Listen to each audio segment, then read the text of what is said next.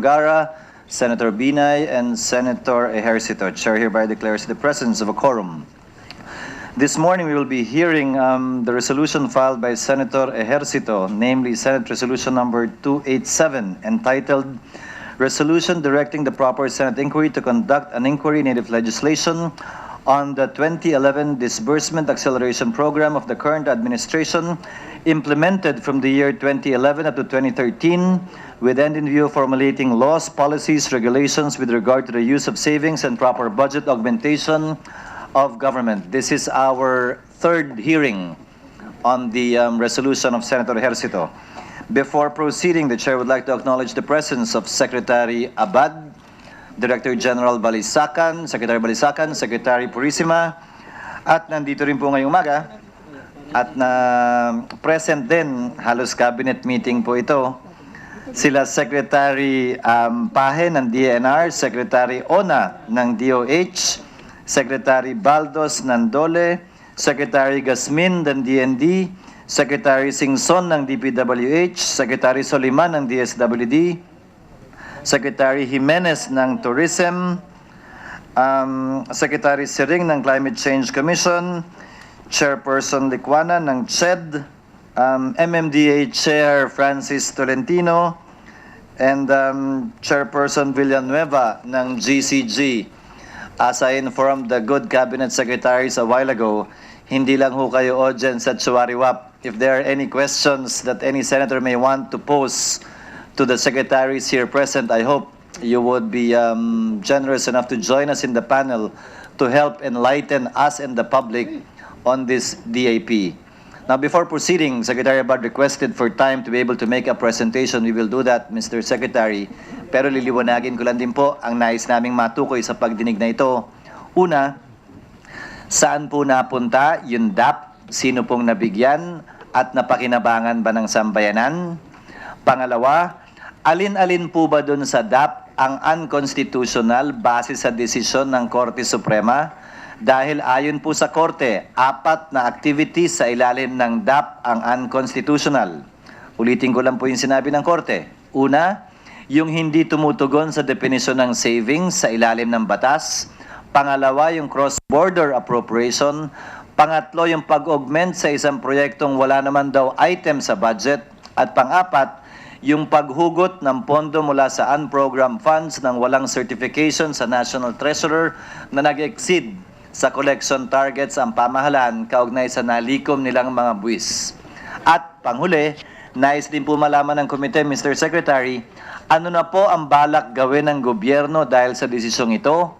Paano natin matitiyak na hindi maaantala ang mga proyektong pinapatupad ng pamahalaan habang tumatalima at sumusunod tayo sa desisyon ng Korte Suprema kung ito po ay hindi na mababaligtad pa? Para moving forward, may direction din po tayong pupuntahan at tatahakin.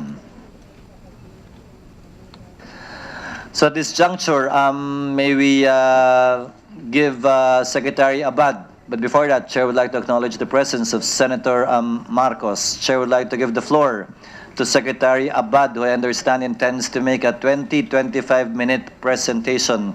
And then we will allow the senators to ask and propound their questions. Mr. Secretary, you may proceed, sir.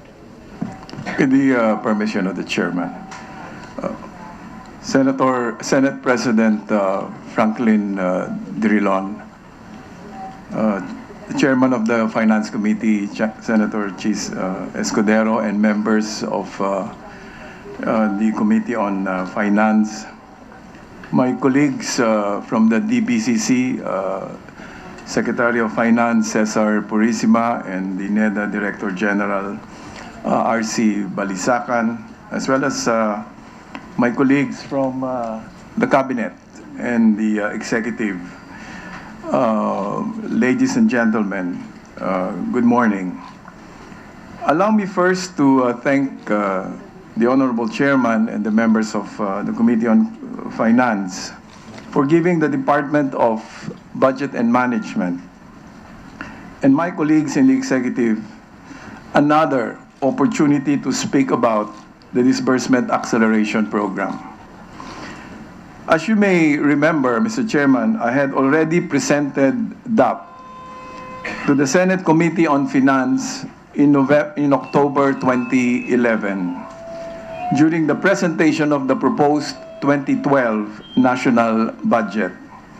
I am grateful that you have once again welcomed us into these halls to explain DAP anew, and this time for the benefit of the larger public. Over the last 10 months, DAP has risen to the fore of public consciousness, but, and most unfortunately, for all the wrong reasons. Since September 2013, this spending acceleration program has been accused of being several things. Those who may have misunderstood the nature and purpose of DAP have labeled it, quote-unquote, pork. And then there are those who, operating from spite, malice, or misinformation, have tagged it as, quote-unquote, bribery. But what exactly is DAP? Simply put, the Disbursement Acceleration Program was a spending reform measure for speeding up public expenditure to catalyze economic growth. By implementing DAP, we wanted to ensure that funds are properly used so that social services and public goods are delivered to the people, especially the poor, as swiftly as possible and with minimal leakages and wastage. The first question I usually get is, why was DAP needed at all? Why did the Aquino administration have to implement it? Allow me to explain, Mr. Chairman. As soon as the Aquino administration, as soon as President Aquino assumed his post in 2010, the administration embarked on an aggressive campaign, one that continues to this day, of bringing greater transparency, accountability, and openness to the Philippine bureaucracy. A comprehensive house cleaning of sorts was thus in order. Government departments and agencies were tasked to review their processes and transactions. The administration was especially keen on overhauling major implementing agencies where the sheer size and complexity of the organization created prime spaces for graft and corruption to thrive. Reforming government agencies wasn't just a matter of preventing irregularities from happening. It was also a matter of freeing up operational bottlenecks that prevented the quick and efficient delivery of public services to our people. How did this happen? In the past, projects in some agencies languished in a maze of paperwork and signatures. The situation was also compounded by poor planning and slow procurement. If funds were released to an agency for a particular project, it usually took more than a year before the project itself could finally get started and completed. But curing our public institutions of corruption and inefficiency required more than just a strong sense of principle. It required time, energy, and resolve. This became clear enough to us when agencies with the largest projects took on the responsibility of internal reform alongside their regular tasks. The DPWH is a good example. The agency had gained notoriety for the anomalies and substandard work that many of its projects previously suffered from. But the demands of reforming DPWH took its toll on the agency's ability to expend its allocation and ultimately implement projects on time.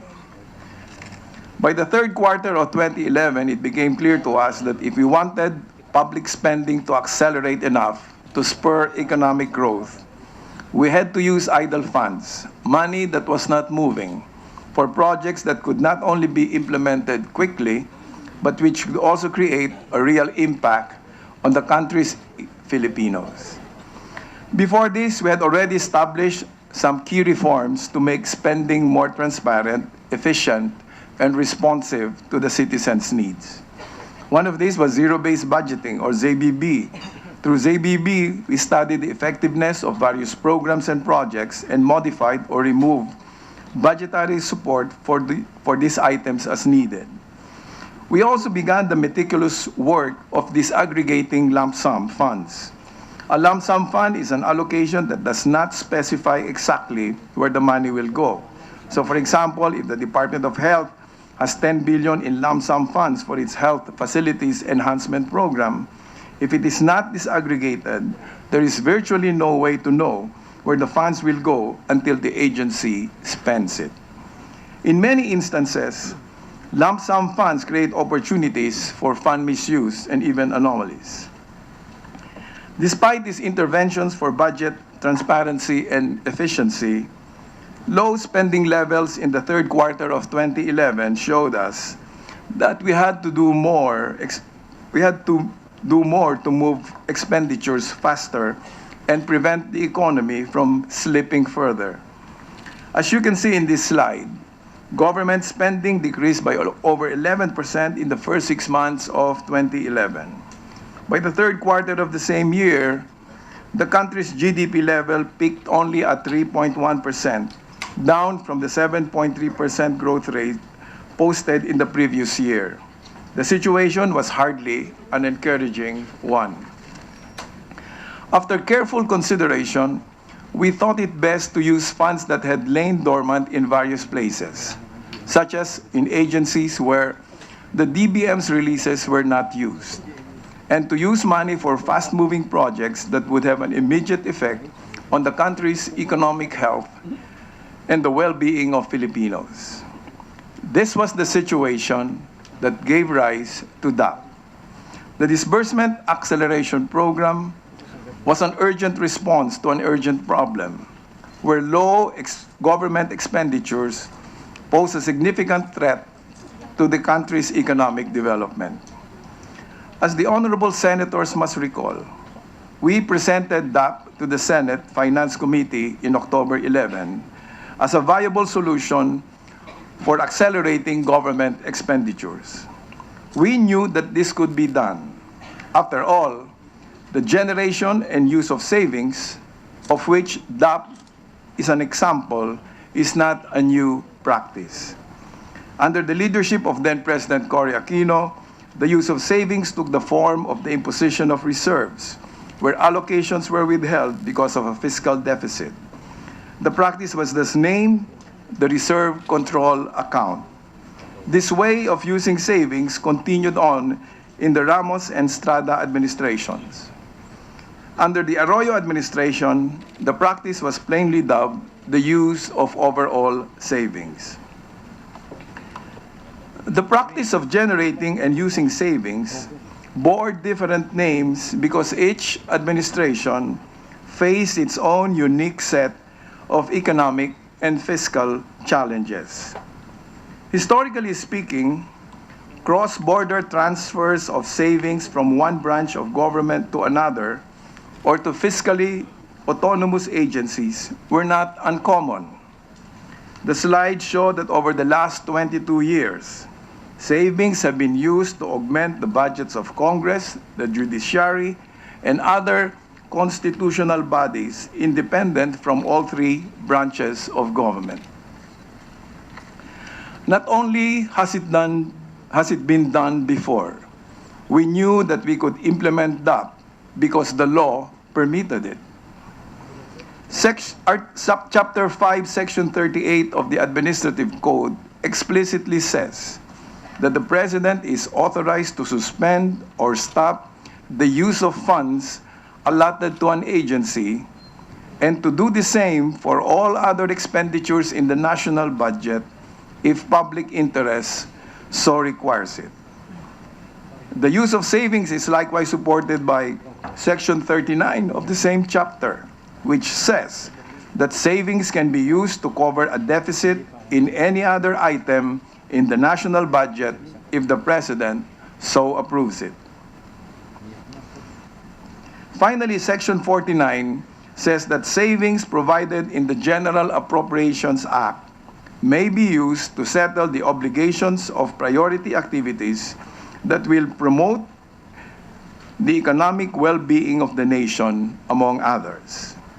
The Aquino administration, therefore, launched DAP in 2011 to no fanfare, with the exception of a statement by the DBM announcing the program's implementation. However, when DAP finally began making headlines in 2013, we were frequently told that nobody had heard of it. Some groups even implied that the program had been deliberately kept under wraps so that the DBM could avoid the burden of accountability. But this is ridiculous. Not only did the DBM announce the existence of DAP from its very inception, the launching of DAP was covered by major broadsheets, including the Manila Bulletin, Business Mirror, and the Philippine Daily Inquirer. We later informed the press about fund releases made through DAP, including those for armed infrastructure projects, the procurement of Doppler radars for accurate weather forecasting, and the rehabilitation of agri-fishery infrastructure damaged by calamities. These stories were also covered by our beat reporters and published in various newspapers and online websites. But DAP is more than just a collection of press releases and news stories. Its positive effect on our economy and the lives of ordinary citizens is certain and far-ranging. Before launching the program, our GDP grew by only 3.7% in 2011. We launched DAP immediately, and from there, we saw a dramatic improvement in the country's GDP growth. The country's GDP rose by 6.8% in 2012, later soaring higher by 7.23% in 2013. As earlier mentioned, DAP wasn't implemented without thought or design. It was strategic not only in its purpose, but also in its implementation.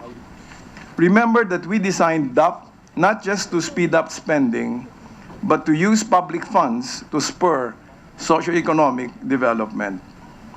This is why DAP mostly supported programs that could either fire up the economy or ensure the delivery of critical social services to the country's poorest. In fact, of the 144.4 billion released through DAP, a whopping 37% of those funds were used to support economic services. Infrastructure projects also got a 34% share, while social services, such as those for education and healthcare, received 21% of total releases. These figures are fairly impressive, but the public may perhaps be more interested in finding out how DAP benefited the Filipino people. Because we implemented DAP without pomp and circumstance, most of the public are unaware that some of the services we've been delivering were made possible by DAP. This includes the payment of unremitted GSIS premiums for DepEd teachers, sitio electrification projects, and TESDA training for work scholarships. DAP also supported the construction of roads and bridges, as well as various disaster risk management programs and requirements, including DREAM, under DOST's Project NOAA, and the acquisition of Doppler radars. The program has even helped bring carabaos to a remote community in Compostela Valley, where the animals have allowed the lumad to transport their banana and corn harvest to the town center in Moncayo at very little cost. Despite the undeniable benefits brought about by DAP to the country's economy, the Supreme Court nonetheless declared the program partly unconstitutional. This is a point that I wish to re-emphasize, however, as there seems to be a common misunderstanding among the public on the High Court's decision. The Supreme Court did not declare DAP as unconstitutional. Only some acts and practices made through it. Two of the practices that the High Court decision struck down are the declaration of savings from unreleased appropriations and withdrawn unobligated allotments and their availability, and the use of unprogrammed or standby appropriations as practice in DAP. While we recognize the Supreme Court's authority and respect its judgment on these two acts, I believe it may also benefit the public to know exactly what these two practices are and why we believe that these were our best course of action at a time when underspending was a formidable fiscal challenge. The declaration of savings under DAP was based on the principle of, and I quote, use it or lose it. In other words, agencies should use the funds released to them as quickly and efficiently as possible, or within the first 6 months of the fiscal year. Otherwise, they stand to lose their released allocations. This was an important move because if agencies waited until the second half of the year to obligate their funds, project implementation is likely to carry on through the next fiscal year and not completed within the year as planned. This was unfortunately a regular sight in the bureaucracy, and the sluggish movement of releases towards obligation and project implementation compromised the government's spending performance. More important, though, is its effect on project implementation and service delivery. It doesn't make sense to develop a budget for projects that people cannot benefit from, all because the agency did not use its funds quickly enough. Through DAP, we decided to withdraw unobligated allotments from agencies not using them and declare them, together with unreleased appropriations, as savings the moment they hit the mid-year mark. This allowed us to augment the funding for other programs and projects that needed the budgetary support more and which had to be implemented very quickly within the year. Working this way, we were able to get more projects rolled out by the end of the fiscal year. However, the Supreme Court also ruled that savings could only be declared at the very end of the fiscal year. Unprogrammed or standby appropriations are authorized by Congress in the annual General Appropriations Act. The government can only activate these standby appropriations when revenue collections exceed revenue targets, like in the case of GOCC dividends, or when new sources of revenues, when new revenues are collected from sources that are not in the program, or new sources of revenues. The standby appropriations can also be used when proceeds from perfected loan agreements are secured. As soon as the National Treasurer certifies that excess or new sources of revenues have been generated or loan proceeds secured, these additional funds can then be used for urgent or new projects or priority fund requirements as provided for in the GAA. The budgets are then released to agencies immediately after that, and because the bidding process can take 4 to 6 months, projects can already be rolled out before the fiscal year ends. However, if we are to follow the Supreme Court's ruling on standby appropriations, excess revenues or new sources of revenues should be considered as a whole and not individually, can only be declared at the end of the fiscal year and not as soon as they are realized. The Treasurer's certification on the availability of funds can only be secured within the first quarter of the next fiscal year. By the time the budget is released to agencies or programs in urgent need of support, project implementation would have begun too late. This would defeat the very purpose of a standby appropriation as authorized by Congress. As you can see, DAP's take on standby appropriations and the declaration of savings allowed government to make optimal use of funds so that public money moved quickly towards more efficient project implementation and service delivery. At the same time, the acceleration of these expenditures played a sure role in the expansion of our economy and ultimately in the consistent socioeconomic growth that we have enjoyed in the last 4 years. While I bow to the wisdom of the Supreme Court, I must say, with all due respect, that its decision on these issues may undo the progress we have achieved so far. To approach standby appropriations and the declaration of savings within such rigid parameters will not encourage quick and efficient public spending, nor will it push agencies to make the most of the funds released to them so that citizens can benefit from the public services due them. I likewise respect the Supreme Court's position on cross-border transfers, which it found unconstitutional as practiced under DAP. Nonetheless, I think it also behooves us in the executive to clarify why cross-border transfers were made through the Disbursement Acceleration Program, and why these fund transfers do not jeopardize the principle of separation of powers. As separate as the three branches of government are, there remains a relationship of interdependence among them, belonging as they are to a single government. This interdependence is such that the success of one hinges on the ability of the other to support it, of the other two to support it. Certain instances made cross-border transfers necessary to achieve an urgent public good.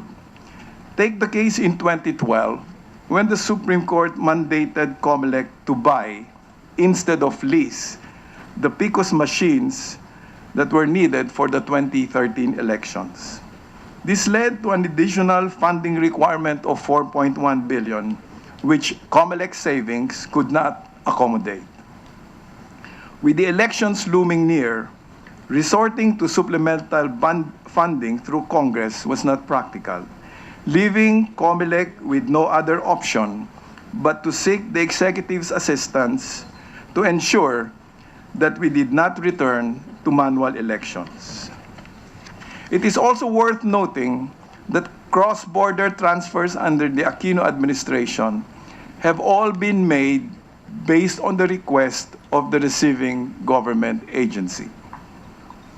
The greater risk to independence, I believe, and the greater risk to independence and the principle of check and balances happens not when funds are augmented upon the request of the receiving entity, but rather, likely more when funds intended for independent agencies are withheld by the executive, as was done in the previous administration. Nonetheless, the High Court ruled that it was, and I quote, beyond debate that the implementation of DAP yielded undeniably positive results that enhance the economic welfare of the country. This was exactly our position, and we believe as well that we had sufficiently established the legal and historical basis of DAP. It was therefore a shock to us in the executive to find that the Supreme Court ruling bore two startling paragraphs saying quite simply that, and I quote, the doctrine of operative fact and its attendant presumption of good faith cannot apply to the authors, proponents, and implementers of DAP unless they prove otherwise. But how can criminal, civil, and administrative liability be even suggested in this case when the court earlier found that the doctrine of operative fact applies to the adoption and implementation of DAP. And here I must quote Associate Justice Marvick Leonen, who in his concurring opinion said that, and I quote, "The declaration of unconstitutionality per se is the basis for determining liability is a dangerous proposition. It is not proper that there are suggestions of administrative or criminal liability even before the proper charges are raised, investigated, and filed." He went on to add that, and I quote again, "In the Supreme Court's jurisdiction, the presumption of good faith is a universal one. It assures the fundamental requisites of due process and fairness. It frames a judicial attitude that requires us to be impartial." If my humble recollection serves me right, this unprecedented departure from the long-held interpretation of the doctrine of operative fact as applied to actors in DAP is worrisome not only because it is discordant with the presumption of good faith and the presumption of regularity that public officials are accorded in the performance of their duties and functions. More troubling is the chilling effect of those two stray paragraphs on the Aquino administration's momentum for reform. Because if public servants are presumed to have acted in bad faith in the course of their reform efforts, we can only expect a bureaucracy that second guesses itself before taking creative action. A bureaucracy which shakes in its boots while performing just the bare minimum of its duties. What a shame if we now presume bad faith of those who have in fact acted in the country's best interest. At no other period in our recent history has the Philippine bureaucracy achieved so much in so little time. Thanks to innovative governance, the Philippines did not become one of Asia's best-performing economies by playing it safe. We did not become global pioneers in government transparency and openness by playing it safe. We did all this through the bold and single-minded pursuit of innovation and reform under the leadership of President Aquino. But how can we now compel our public institutions to find inventive solutions to persistent problems when we stifle creativity? If a reform measure works exactly as it should, if one must test the boundaries of a system to find the best possible solutions for a challenge that, until then, could not be resolved, shouldn't law respond as inventively and legitimize these measures? Mustn't the law encourage innovation?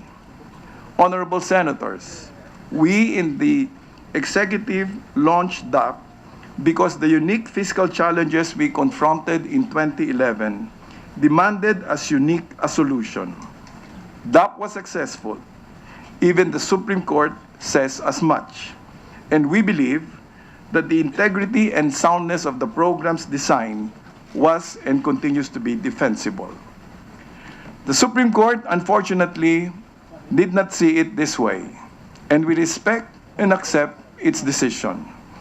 And while the High Court's ruling represents a setback for the executive, it will not paralyze us into inaction.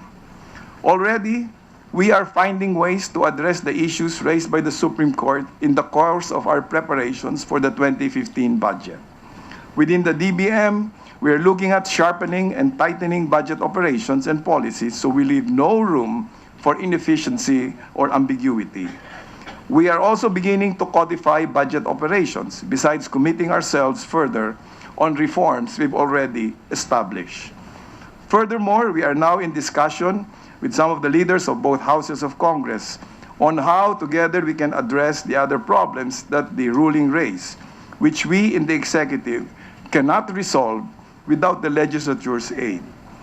All contentions around DAP, except that on cross-border transfers, are rooted in the differing interpretations of the GAA, applicable laws, and budget rules. What exactly do quote-unquote savings mean? When can we declare such savings as such? How exactly should we define the use of savings and augmentation? These are some of the questions that we in the executive can jointly address with you, our colleagues in the legislature. In the interest of transparency and accountability, I likewise present to the Senate, through this honorable committee, a copy of the complete list of all projects facilitated through DAP from 2011 to 2013. The list identifies the name of every project implemented through the program, as well as the implementing agency. SARO details the program activities, projects augmented, and the respective status. Finally, on Friday last week, Mr. Chairman, we filed a motion for the Supreme Court to reconsider its decision on DAP. Whichever way it decides, we wish to assure the public that the Aquino administration, through the Department of Budget and Management, will continue to open up spaces for wide-reaching budget reform. We will still endeavor towards a standard of government expenditure that we ourselves set in DAP, where the government funds quickly and efficiently are spent, where the utilization of public funds is guided by the principles of transparency, accountability, and citizens' empowerment, and where every peso spent by government goes exactly where it should, to the Filipino people's own benefit. Thank you very much, Mr. Chairman, and good morning.